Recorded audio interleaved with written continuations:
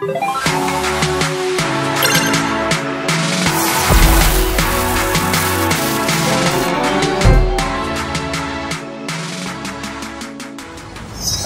dan salam sejahtera. Okay, sekarang kita nak bawakan kepada anda semua di mana sekarang kita berada di satu kawasan Lalaport. Kat sini kita akan tunjukkan satu kedai buku lah, iaitu spesifik kepada komik, di mana ini adalah pertama kali dekat Malaysia kedai buku komik sebegini dibuka. Okey, jom.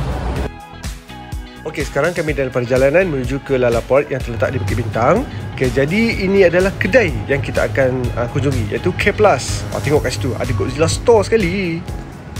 Jadi untuk pengetahuan semua, Lalaport ni sebenarnya adalah satu daripada syarikat Jepun lah, yang buka kedai sebegini, yang memfokuskan kepada anime, komik semua, berpusat di dekat Lalaport ni. Jadi akan banyak kedai-kedai yang sebeginilah, yang bertemakan anime, komik, manga seperti ini yang berada di Lalaport. Jadi itu adalah K+ yang kita akan kunjungi. Jom kita lihat dekat dalam dia bagaimana.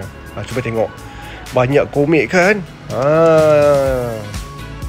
Okey, jadi dalam K+ Bookstore ni, dia memfokuskan lebih kepada produk-produk daripada Gempak Stars lah.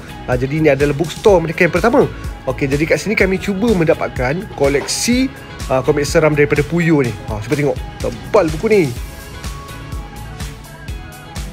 Selain daripada komik, terdapat juga artwork original daripada Puyo sendiri.